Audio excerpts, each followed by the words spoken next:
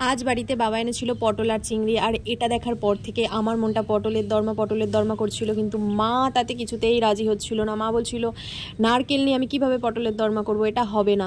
কিন্তু আমি বলছিলাম যে কিছুভাবে তো করেই ফেলি, তুমি শুধু আমাকে যেগুলো বলছি সেই মশলাগুলো বেটে দাও, শুধু আদা, কাঁচা লঙ্কা আর পেঁয়াজ। মা এটা আমার কথা মতন বেটে দিচ্ছে, আর আমি এদিকে কড়াইতে তেল গরম করে ধোয়া বাছা চিংড়ি মাছটা একটু ভেজে নিয়ে তার মধ্যে পটল থেকে বার করা যে বীজগুলো সেগুলো দিয়ে ভাজতে লাগলাম। এবং আমাদের রেগুলার মশলা কিছু নুন, সামান্য জিরে গুঁড়ো, সামান্য ধনে গুঁড়ো, আর ওই বাটা যে মশলা সেখান থেকে একটুখানি সামান্য চিনি দিয়ে শুকনো শুকনো করে একদম পুরটা বানিয়ে নিলাম।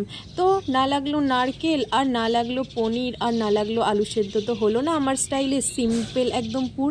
তারপরে আমি এদিকে আরেকটু তেল গরম করে পটলগুলো ঠিক এরকমভাবে ভেজে নেব, এবং ভাজা হয়ে গেলে মা এরকমভাবে তুলে নিচ্ছে, ঠিক এরকম ভাজা হতে হবে। এবং মা বললো যে তুই যখন আজকে খেতে চেয়েছিস এই সব থেকে ঝামেলার কাজটা পুর ভরাটা আজকে তোকেই করতে হবে, আমি একদম পারবো না।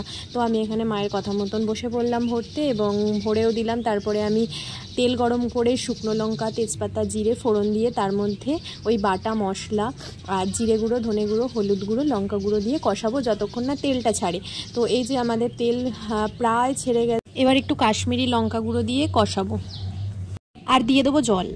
এবার কি ভাজা পুর ভরা পটলগুলো দিয়ে দাও, আর 10 মিনিট রান্না করো। তারপরে দেখো আমার রেসিপিটা কেমন খেতে হয়, আর গরম মশলা দিয়ে সামান্য নামিয়ে দাও। তো এটাকে কী নাম দেবে, তেল পটল না পটলের দরমা? খেতে তো হেভি।